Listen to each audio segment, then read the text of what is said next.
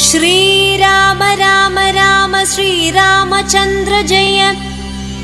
श्रीराम राम राम श्रीरामभद्र जय। श्रीराम राम सीताभिराम राम। श्रीराम राम राम लोकाभिराम जय। ന്യൂസ് ഇൻഡിപെൻഡൻസിൻ്റെ സാകേതമെന്ന ഈ രാമായണ പ്രഭാഷണ പരമ്പരയിലേക്ക് എല്ലാവർക്കും ഒരിക്കൽ കൂടി സ്വാഗതം. രാമായണത്തിലെ ദ്വന്ദ്വങ്ങൾ എന്ന സാഹോദര്യ ബന്ധത്തെപ്പറ്റി വളരെ മനോഹരമായ ചില ഉദാഹരണങ്ങളുണ്ട്. ഇന്നും നമ്മൾ സാധാരണ പദപ്രയോഗത്തിൽ പറയുന്ന രാമലക്ഷ്മണന്മാരെ പോലെ, ഭരതശത്രുഘ്നന്മാരെ പോലെ, ഇനി ആരെങ്കിലും തമ്മിൽ പരസ്പരം കലഹിക്കുമ്പോൾ പറയുന്നത് ബാലി സുഗ്രീവന്മാരെ പോലെ, എല്ലാറ്റിനും ദൃഷ്ടാന്തമാണ് രാമായണം. അതുപോലെ ഇന്ന് പറയാൻ ഉദ്ദേശിക്കുന്ന രണ്ട് അത്യുദാത്തമായ സാഹോദര്യ ബന്ധങ്ങളാണ് ജടായുവും സമ്പാദിയും. ഇവർ മനുഷ്യരല്ല, പക്ഷികളാണ്. കഴുക് രൂപത്തിലുള്ള വലിയ പക്ഷിശ്രേഷ്ഠന്മാർ. അത്ഭുതകരമാണ്.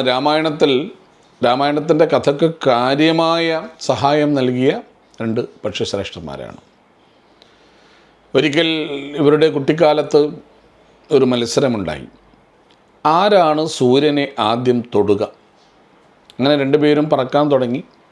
ഏതാണ്ട് സൂര്യൻ അരികിലേക്കെത്താൻ ജടായു കുറച്ച് മുന്നിലാണെന്ന് മനസ്സിലായ ജ്യേഷ്ഠൻ സമ്പാദി ആഞ്ഞ് ചിറകടിച്ച് തൻ്റെ അനുജനെ ആ സൂര്യാതപത്തിൽ നിന്ന് രക്ഷിച്ചു. പക്ഷേ സമ്പാദിക്ക് രണ്ട് ചിറകുകളും ശരീരത്തിൽ തൂവലുകളും സൂര്യൻ്റെ ആ ചൂടേറ്റ് കരിഞ്ഞുപോയി.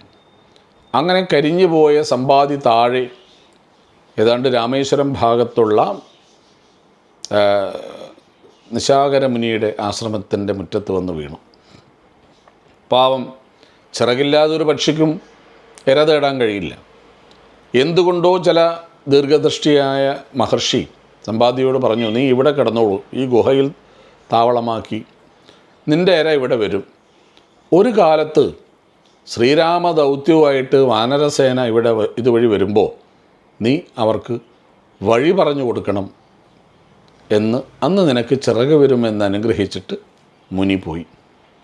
അങ്ങനെ വാനരസേനയുടെ വരവും കാത്ത്, രാമദൂതന്മാരുടെ വരവും കാത്ത് ചിറകില്ലാത്ത ആ പക്ഷി അവിടെ കിടക്കുകയാണ്. രാമായണം ഒരു കാത്തിരിപ്പിൻ്റെ കൂടി കഥയാണ്. ചിലർ രാമബാണത്തിന് ഗുണാവാൻ വേണ്ടി കാത്തിരിക്കുന്നു, ചിലർ രാമൻ്റെ അനുഗ്രഹത്തിന് പാത്രീഭൂതരാവാൻ കാത്തിരിക്കുന്നു. ശബരിയും ശരഭംഗനും പരശുരാമനും കബന്ധനും അനേകം പേര്, വിരാധനും ഒക്കെ അങ്ങനെ കാത്തിരിക്കുന്നവരാണ്. മാരീചനായാലും താടകയായാലും ശൂർപ്പണഖയായാലും രാമനെ കാത്തിരിക്കുന്നു. അത് നല്ലതിനാവാം ചീത്തയ്ക്കാവാം. അങ്ങനെ കാത്തിരിക്കുന്നു സമ്പാദി. ഇനി അനിയൻ ജടായുവിനെ നോക്കിയാലോ? ഇവർ ആ മത്സരത്തിന് ശേഷം തമ്മിൽ കണ്ടിട്ടില്ല എന്നുള്ളതൊരു വാസ്തവമാണ്. പിന്നെ നമ്മൾ ജടായുവിനെ കാണുന്നത് രാമലക്ഷ്മണനും സീതയും വനവാസത്തിൽ അങ്ങനെ യാത്ര ചെയ്ത് പഞ്ചവടിയിലെത്തുമ്പോഴാണ്. പഞ്ചവടിയിൽ അവർ പ്രവേശിച്ചപ്പോൾ ഒരു മരത്തിൻ്റെ മേലെ വലിയൊരു കൂറ്റൻ കഴുകിരിക്കുന്നു. കഴുകൻ. അവർക്ക് സംശയമായി, ഇത് രാക്ഷസൻ വേഷം മാറി രൂപം മാറി വന്നിരിക്കുകയാണോ എന്ന് സംശയിച്ചുകൊണ്ടിരിക്കെ ആ കഴുക് ജടായു അടുത്ത് വന്ന് പറഞ്ഞു, രാമ, അച്ഛൻ ദശരഥൻ്റെ സുഹൃത്താണ്. ഞാൻ സീതാദേവിക്ക് ഇവിടെ കാവൽ നിൽക്കാം. ഒരു കൂറ്റൻ പക്ഷി കൂറ്റൻ മരത്തിൻ്റെ മേലെ രാക്ഷസന്മാരുടെയൊക്കെ വരവും നിരീക്ഷിച്ചു കൊണ്ടിരിക്കുന്നത് ഏറ്റവും നല്ലൊരു സംരക്ഷണമാണ്. അങ്ങനെ ഇരിക്കുമ്പോഴാണല്ലോ കുറേ കാലം കഴിഞ്ഞപ്പോൾ രാവണൻ വരുന്നത്. ശൂർപ്പണഖ ലങ്കയിൽ പോയി തനിക്കുണ്ടായ അംഗച്ഛേദം പറഞ്ഞ് രാവണനെ പ്രകോപിപ്പിച്ച് പെണ്ണിനെ തട്ടിക്കൊണ്ടുപോകാൻ ആങ്ങളയെ പ്രേരിപ്പിച്ച ആ ശൂർപ്പണഖ അത് കേട്ട് വരും വരായ്മകളൊന്നും നോക്കാതെയാണല്ലോ രാവണൻ എപ്പോഴും പ്രതികരിക്കുക. മാരീചനെ കൊണ്ട് പൊന്മാൻ വേഷം കെട്ടിച്ച് മാരീചൻ രാമലക്ഷ്മണന്മാരെ അകറ്റി സീതാദേവിയെ രാവണൻ പിടിച്ചു കൊണ്ടുപോകാൻ ശ്രമിക്കുന്നു. ആ ശബ്ദം കേട്ട് സീതയെ ഞൊടിയിട കൊണ്ട് പിടിച്ച് തേരിലേറ്റ് പറക്കുന്ന ശബ്ദം കേട്ടാണ് അവിടെ കാവൽ നിന്നിരുന്ന ജടായു പറന്നു വരുന്നത്. തൻ്റെ കയ്യിൽ ആയുധമില്ല, ലോകം വിറപ്പിച്ച രാവണൻ്റെ കയ്യിൽ ഇല്ലാത്ത ആയുധവുമില്ല. എങ്കിലും ശരിക്കു വേണ്ടി വീരമൃത്യു വരിക്കുന്ന ഒരു പോരാളിയായിട്ട് രാമായണത്തിലെ ജടായു മാറുകയാണ്. തൻ്റെ കൊക്കും നഖവും ചിറകും കൊണ്ട് രാവണനെ ആക്രമിച്ചു. പൊരിഞ്ഞ പോരാട്ടം എന്ന് പറയാം. രാവണൻ്റെ ശരീരം മാന്തി കീറി, രാവണൻ്റെ വസ്ത്രങ്ങൾ കീറി, രാവണൻ്റെ വില്ലൊടിച്ചു. ചിറകടി കൊണ്ട് രാവണൻ്റെ തേര് തകർന്ന് താഴെ വീണു. ആ സമയം കലിമൂത്ത രാവണൻ വാളുകൊണ്ട് ജടായുവിൻ്റെ 2 ചിറകുകളും അരിഞ്ഞു കളഞ്ഞു. പിന്നെ അതിന് പറക്കാൻ കഴിയാതെ കിടക്കുന്ന സമയം തേരിൽ നിന്നും വീണ സീതാദേവി ഓടി വന്ന് അതിനെ ആലിംഗനം ചെയ്ത് ആലിംഗനം ചേർത്ത് പിടിച്ച് കരയുകയാണ്. എന്നിട്ട് പറഞ്ഞു, രാമൻ വരുന്നത് വഴി ആയുസ്സോടെ ഇരിക്കുക. അപ്പോഴേക്കും രാവണൻ സീതയെ പിടിച്ചു കൊണ്ടുപോയി കളഞ്ഞു. അല്പം കഴിഞ്ഞപ്പോൾ സീതയെ അന്വേഷിച്ച് രാമനും ലക്ഷ്മണനും വരുമ്പോഴാണ് ചോരയിൽ കുളിച്ച് കിടക്കുന്ന, മരണം കാത്തു കിടക്കുന്ന ജടായുവിനെ കണ്ടത്. ഓടി വന്ന് വാരിയെടുത്ത് മടിയിൽ ഇരുത്തി. കുറേ രാമൻ കരയുകയാണ്. നിസ്സാരമായൊരു പക്ഷിയുടെ പ്രാണത്യാഗത്തിൽ പോലും രാമനുണ്ടാകുന്ന ദുഃഖം, അതാണ് രാമൻ്റെ ദുഃഖം, യഥാർത്ഥ രാമൻ്റെ ദുഃഖം. എന്നിട്ട് അതിൻ്റെ അംഗച്ഛേദം വന്ന ചിറകുകളിൽ തലോടിയപ്പോൾ അതിന് ആനന്ദമുണ്ടാവുകയും ഒടുവിൽ ആ പക്ഷിക്ക് കൈവല്യമായി മോക്ഷമുണ്ടാവുകയും ചെയ്യുന്നു. ജടായുവിൻ്റെ മരണാനന്തരം ഉദകക്രിയകൾ ചെയ്ത് ജടായുവിൻ്റെ മൃതദേഹം ഒരു പക്ഷിയെയും പൂച്ചയെയും വലിച്ചെറിഞ്ഞ് നിസ്സാരമാക്കാനുള്ളതല്ലെന്ന് ആ പ്രകൃതിയോട് സമരസപ്പെട്ട ഭാരതീയ ദർശനം പഠിപ്പിക്കുകയാണ്. ലോകമേ തറവാട് തനിക്ക് ചെടികളും പുലുകളും പൂക്കളും കുടുംബക്കാരെന്ന് കവി പാടിയതൊരു പക്ഷേ രാമായണമൊക്കെ വായിച്ച് കേട്ടിട്ടാവാം. ജടായുവിൻ്റെ മാന്യമായ സംസ്കാരം കഴിഞ്ഞ് രാവണൻ പോയ വഴിയിലൂടെ അന്വേഷിച്ച് രാമനും ലക്ഷ്മണനും പോകുന്നു. അങ്ങനെ സുഗ്രീവൻ്റെ അടുത്തെത്തുന്നു. സുഗ്രീവനുമായിട്ട് സഖ്യം ചേരുന്നു. സുഗ്രീവൻ ലോകത്തിൻ്റെ നാനാഭാഗത്തേക്കും സീതാന്വേഷണത്തിന് വാനരന്മാരെ അയക്കുന്നു. ഒരു നാടകീയമെന്ന് പറഞ്ഞ് ചെറുതാക്കുന്നില്ല, അതിനേക്കാൾ ഉജ്ജ്വലമാണ്. സുഗ്രീവൻ്റെ ആജ്ഞ എന്ന ഒരു ശൈലിയുണ്ടല്ലോ. സുഗ്രീവാജ്ഞ കൊണ്ട് ലോകത്തിൻ്റെ നാനാഭാഗത്തു നിന്നും വാനരന്മാർ കിഷ്കിന്ധയിലെത്തി.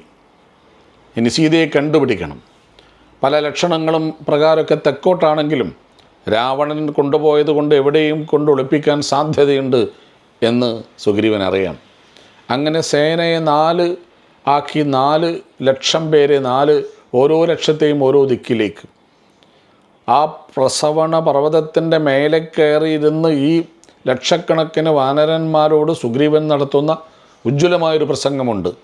ഒരു പക്ഷേ സുഗ്രീവൻ്റെ ഭൂവിജ്ഞാനത്തിൻ്റെ, രാമായണകാലത്തെ ഭൂവിജ്ഞാനത്തിൻ്റെ ഒരു മകുടോദാഹരണമാണത്. ഭാരതീയർക്ക് കടലിനപ്പുറം രാജ്യമറിയില്ലെന്ന് വിമർശിക്കുന്നവർ രാമായണത്തിലെ സുഗ്രീവൻ നടത്തുന്ന ഈ പ്രഭാഷണമൊന്ന് വായിച്ചു നോക്കണം.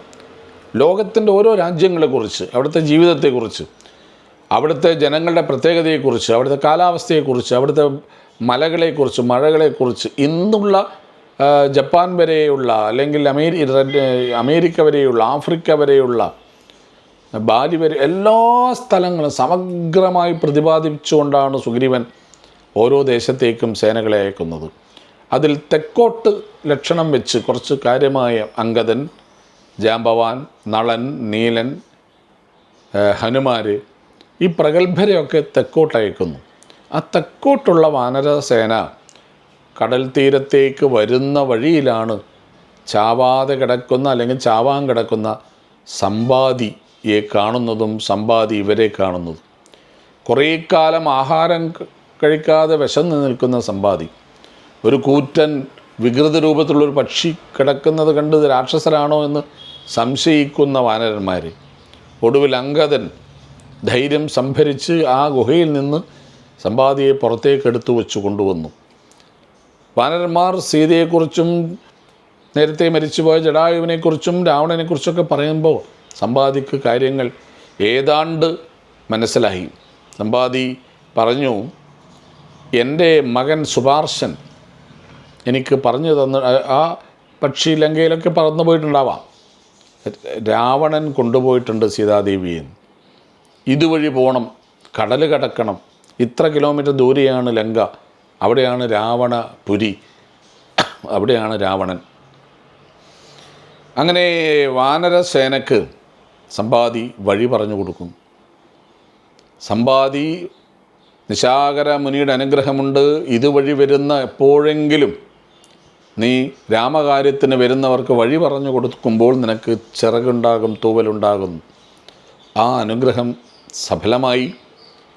സമ്പാദിക്ക് ചിറക് മുളച്ചു. സമ്പാതി അനന്തതയിലേക്ക് പറന്നുപോയി. ഈ രണ്ട് പക്ഷിശ്രേഷ്ഠന്മാരെ നോക്കൂ.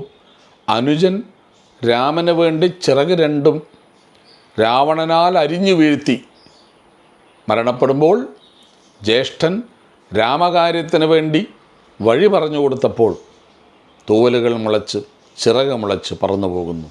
രണ്ടും ആ ദ്വന്ദ്വങ്ങളുടെ വിപരീതമാണെങ്കിലും രാമായണ കഥയ്ക്ക് കാര്യമായി സഹായം നൽകുന്നു. ഇന്നത്തെ എപ്പിസോഡ് ഇവിടെ അവസാനിക്കുന്നു. ശ്രീരാമ രാമ രാമ ശ്രീരാമചന്ദ്ര ജയ. ശ്രീരാമ രാമ രാമ ശ്രീരാമഭദ്ര ജയ. ശ്രീരാമ രാമ സീതാഭിരാമ രാമ. ശ്രീരാമ രാമ രാമ ലോകാഭിരാമ ജയ.